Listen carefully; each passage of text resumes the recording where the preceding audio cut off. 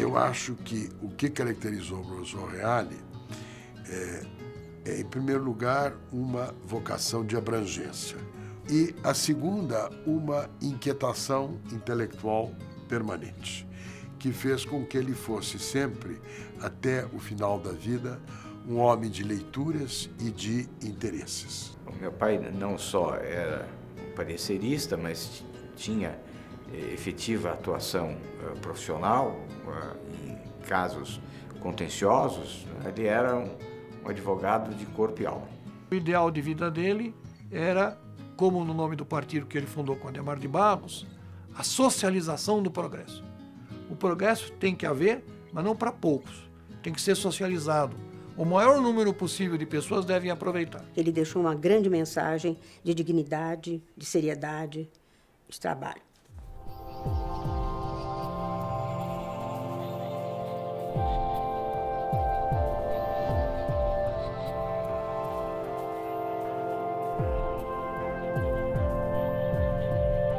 Meu pai nasceu em São Bento do Sapucaí, uma cidade que muitos pensam que está em Minas, mas não está, está em São Paulo, e aonde fica a famosa Pedra do Baú. A casa onde meu pai nasceu hoje é um centro cultural, é uma casa de cultura, chama Casa de Cultura Miguel Reale. Quando ele tinha uns 15 anos, mais ou menos, a família mudou-se para Itajubá. Ele viveu em Itajubá até que, em 1921, ele veio para São Paulo estudar no Colégio Dante Alighieri, onde ele completou seus estudos até 1929, quando ele se formou. Meus pais conheceram no Colégio Dante Alighieri. Em 1935 eles casaram e viveram 63 anos casados.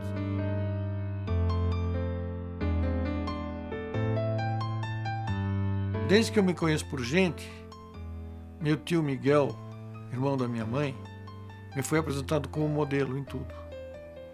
Primeiro porque ele era o único tio que eu tenho por parte de mãe, já que os outros faleceram pequenos.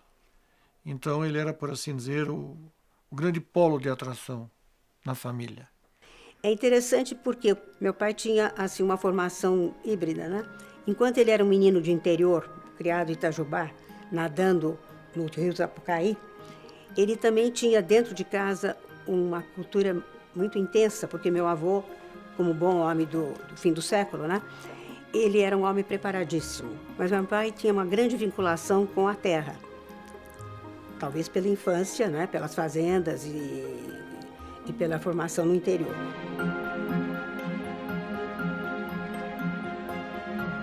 O que fica muito gravado como presente são os momentos de infância, especialmente no sítio que ele tinha. Nós tínhamos em Diadema. Diadema ainda era uma zona rural, então era de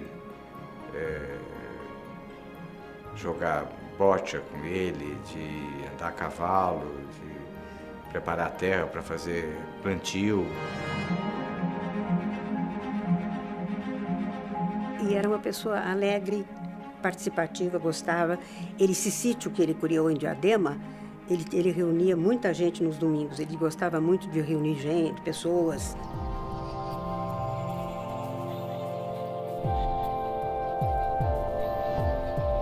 Meu pai chegou a pensar em fazer medicina.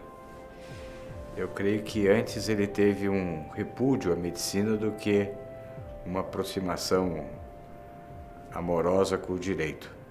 Ele foi a um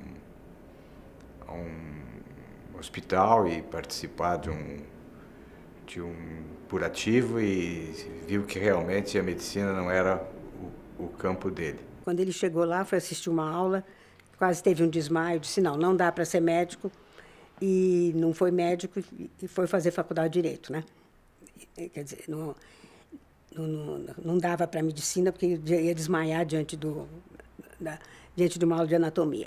E o direito naquele momento, em 1930, era, sem dúvida nenhuma, a área de humanas que atraía toda a juventude, porque era, ao mesmo tempo, um estudo de humanidades e um estudo voltado para a realização profissional.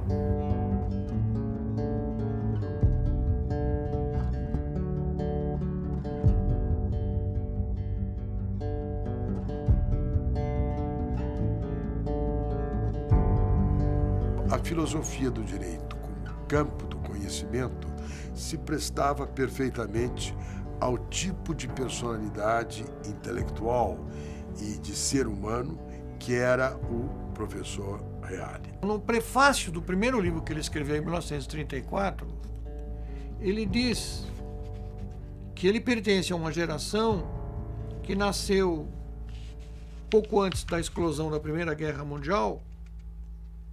Depois ele percebeu toda a instabilidade, né, que reinava no mundo, e ele vivenciou toda essa grande transformação, de modo que ele depois, como ele mesmo escreve aqui, depois da agitação febril e estéril, veio o período da renúncia, da indiferença e doentia. E aí, então, é a geração, vamos dizer assim, angustiada, que vai despertar na década de 30, aqui em São Paulo, com a Revolução Paulista, de 32. E foi na qualidade de terceiro sargento que fui para o interior do estado de São Paulo para participar, portanto, da Revolução Constitucionalista. E quando esta não conseguiu vencer as tropas revolucionárias muito mais poderosas do governo federal, eu entrei numa natural crise, como foi a de todos os vencidos. Mas compreendi que a vida continuava e participei, portanto, intensamente da vida política. Esse desejo de agir, de influir nos destinos da pátria, é que explicam provavelmente ele ter ingressado naquele que parecia ser o movimento mais promissor da nova geração, que era um movimento que queria escapar dos extremismos do liberalismo capitalista de um lado, do comunismo coletivista do outro lado, e como uma espécie de terceiro caminho é que surgiu exatamente com essa proposta, o integralismo. Meu pai foi integralista e teve um período que houve um exílio no tempo do Getúlio. Ele esteve preso acho que 2 vezes. Quando se fala em integralismo no Brasil, se pensa logo em fascismo. Na realidade, o que nós éramos eram nacionalistas de formação política visando a instauração de uma nova política no país que não se contentasse apenas com o problema do voto, mas levasse em consideração, ao lado da democracia, os problemas sociais fundamentais da população. Quando volta à democracia, ele acaba fundando um partido chamado Popular Sindicalista, que, unindo-se com o Partido Progressista do então médico Adhemar de Barros, criou o Partido Social Progressista. O manifesto desse partido foi feito pelo meu pai. E a base desse partido é uma coisa super atual, pela socialização do progresso. A educação desenvolvida para todos, a saúde desenvolvida para todo mundo, quer dizer, era um partido que pretendia, pelo menos no manifesto, a socialização do progresso, quer dizer, é absolutamente atual. Um homem voltado para o interesse público, voltado para o bem comum, que abria mão dos seus interesses e da sua comodidade para trazer a sua contribuição ao desenvolvimento político do Brasil.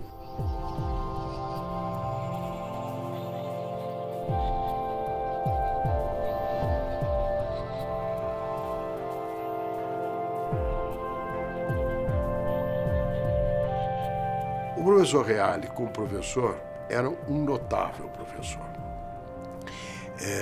Ele tinha uma grande presença e uma grande autoridade em aula, autoridade que vinha, enfim, da capacidade de exposição que ele tinha e da solidez do conhecimento. O professor Reale dizia que as janelas do espírito se abrem por dentro, não?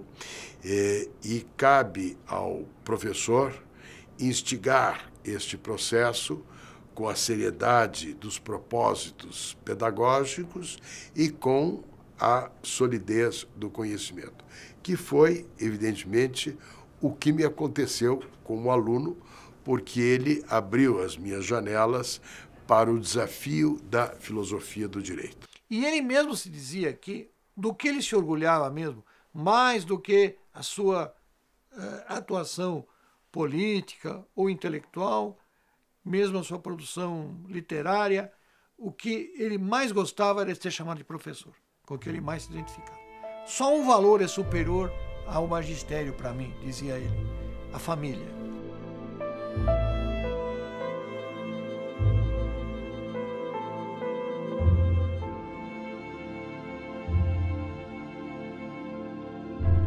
Bem, ele foi reitor da USP em 2 momentos. O primeiro reitorado foi bastante breve, porque houve crise política com o governador. Em 1949, ele foi reitor da USP e começou o processo de interiorização. Foi na gestão dele, por iniciativa dele, junto com o professor Severino Vaz, que ele criou a Faculdade de Medicina de Ribeirão Preto. Valoriza muito sempre esta disseminação da universidade em todo o estado, com a Escola Agronômica de Piracicaba, a Escola de Engenharia no interior de Pirassununga, ou seja, essa era uma ideia que prevaleceu tanto no primeiro reitorado quanto no segundo. Agora, o segundo período dele como reitor é um período importante. Em primeiro lugar, um período difícil, um período mais duro do regime autoritário e militar, e aí convém dizer que o professor Reale protegeu a universidade das incursões arbitrárias a que estavam sujeitas as instituições de ensino no país. Segundo, ele levou adiante, enfim, a grande primeira reforma universitária da USP, que terminou com as cátedras e criou os departamentos. Depois ele também teve um trabalho importante como reitor na infraestrutura física do campus da universidade. Desde o Péretron, no departamento de física, desde a quadra poliesportiva, a raia para remo, e vários outros edifícios que foram construídos para as diversas unidades da universidade, centros de convivência. E renovou muito a cidade universitária.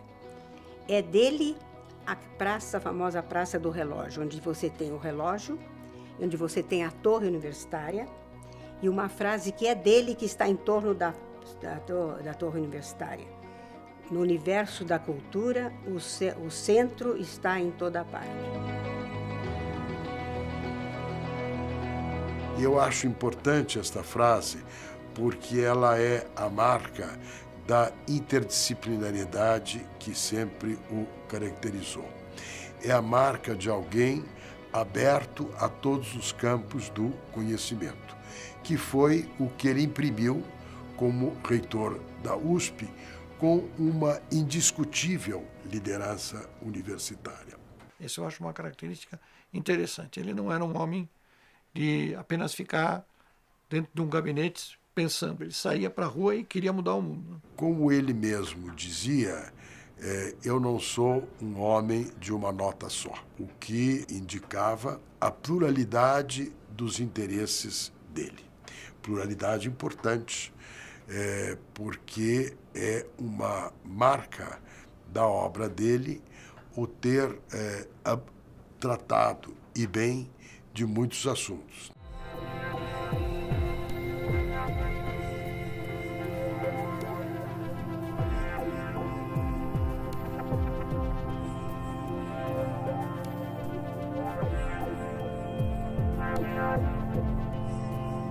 O Tratado de Itaipu, como vocês sabem, procurou resolver um contencioso importante com o Paraguai e, ao mesmo tempo, propiciar a geração de energia elétrica por uma ação conjunta. Naquele momento, o governo federal consultou o professor Reale sobre que modelagem jurídica ele consideraria importante. Eram grandes discussões sobre o local onde ele deveria se situar, acabou se situando junto à Catarata de Sete Quedas, e havia toda uma discussão também se ela seria tripartite, se haveria ou não participação argentina. Acabou se fazendo uma usina hidrelétrica binacional e com grandes problemas, porque cada país tinha e tem a sua estrutura jurídica, seja no campo tributário, seja no campo trabalhista, seja nas relações comerciais. Então ele fez uma coisa interessante, que foi o de criar uma empresa pública internacional, por meio de um tratado, não? Conferindo a esta empresa pública um território comum, que é a da área alagada, e, ao mesmo tempo, criando mecanismos próprios de disciplina jurídica das relações de trabalho e outras, não? Que viriam do fato de você ter funcionários brasileiros e funcionários paraguaios, não? Quando isto foi feito, havia pouca prática no direito internacional da criação de empresas públicas de direito internacional público. E esta foi uma novidade. E é também uma expressão, vamos dizer assim, do professor Reale, não apenas o teórico, mas também o advogado à procura da solução diante de um problema novo que requeria uma solução nova.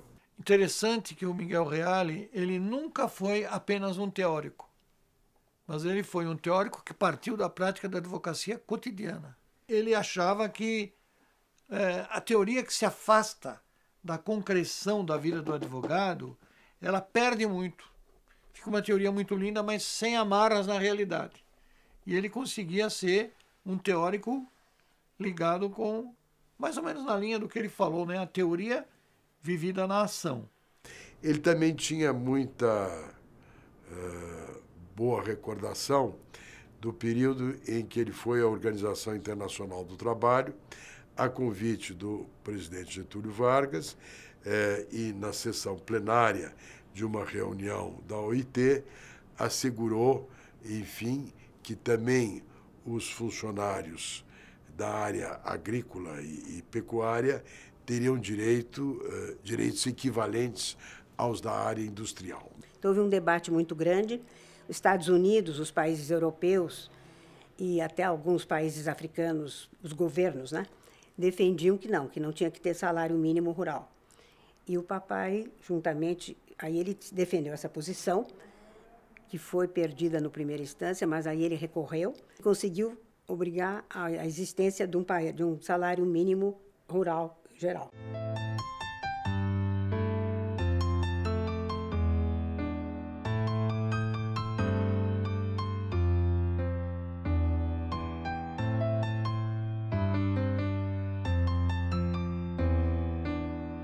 O Reale participou tanto da Academia Brasileira de Letras quanto da Academia Paulista de Letras.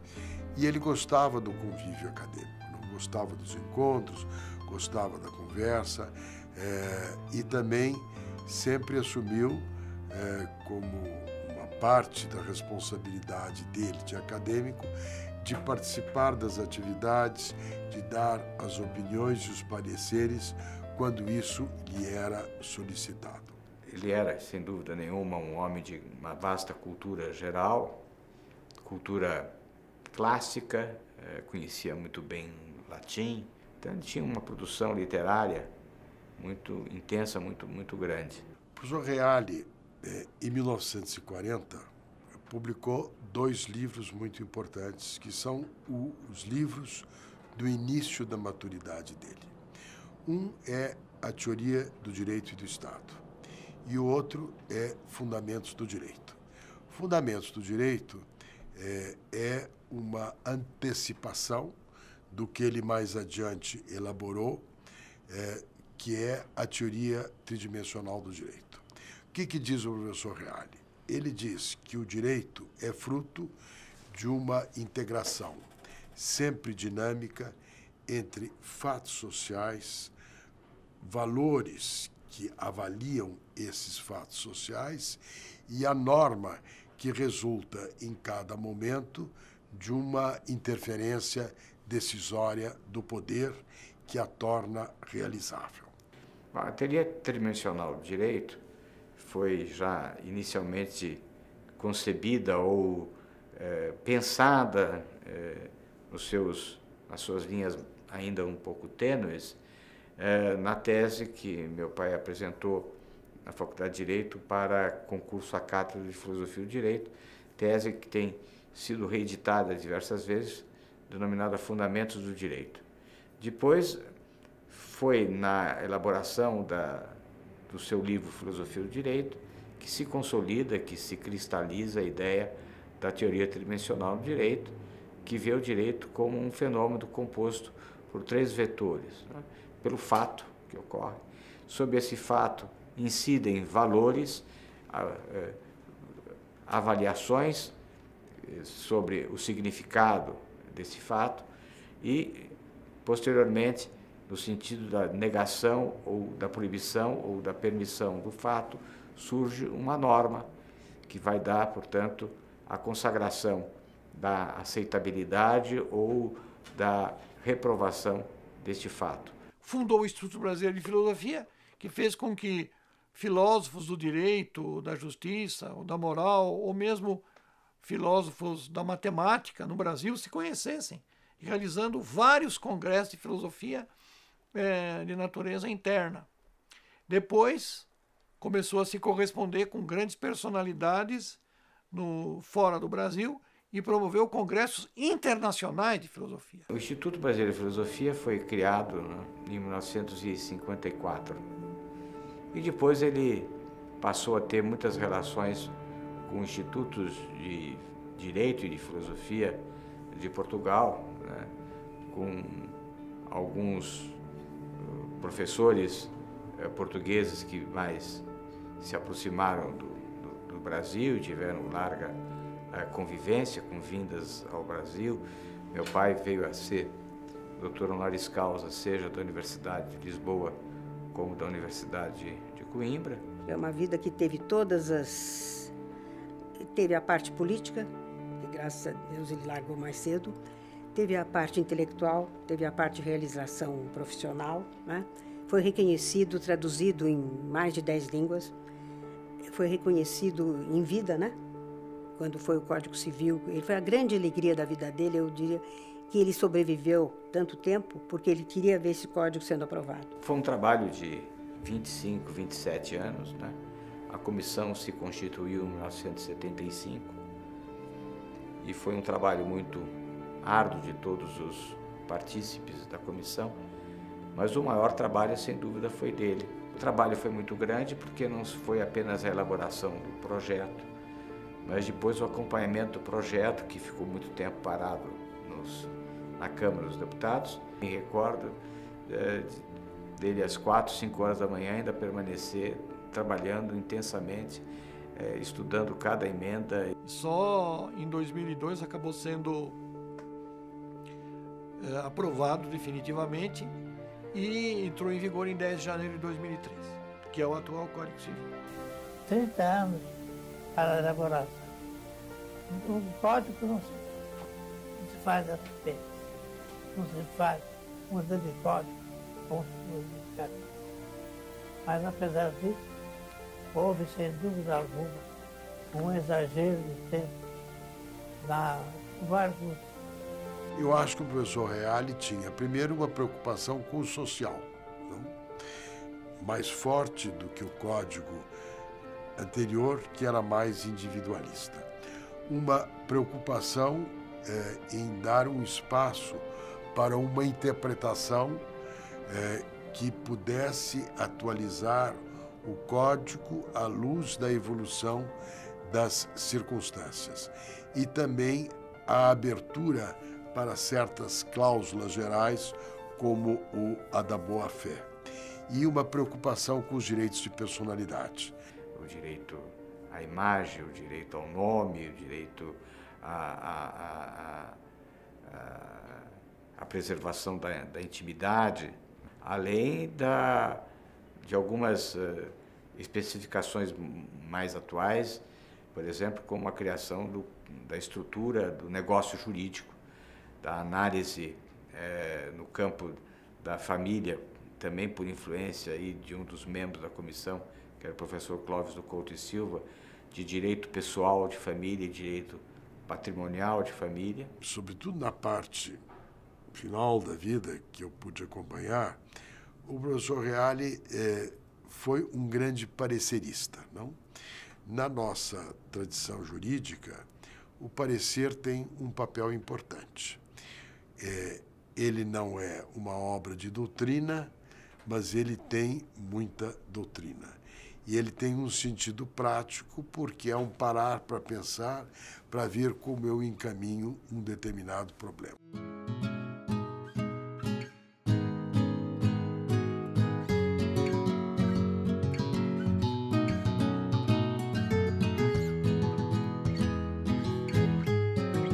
Deixou também um exemplo de dignidade, o que eu acho assim uma coisa muito importante, onde eu falo que as pessoas chegam e dizem: você é filha do Miguel Reale? Mas que maravilha, eu estou frente na filha do Miguel Reale. E, gente, qual é o problema? Nossa, que emoção! Isso é muito bom, né? Saber que você tem uma emoção positiva da imagem do pai, que você tem orgulho, ele deixou uma grande mensagem de dignidade, de seriedade. O professor Reale se manteve bem e alerta até o fim da vida dele. Embora descendente de imigrante italiano de um lado e português do lado da minha avó materna, eu acho que ele encarnou a brasilidade de maneira integral. Isso se deve, talvez, ao fato de ele ter, como ele confessa no prefácio do Estado Moderno, pertencido a uma geração angustiada, né, com o vazio que se fazia aqui no Brasil, num país que vivia sempre da imitação e que não se assumia como povo. Então, nesse ponto, eu acho que ele foi, antes de tudo, um grande brasileiro.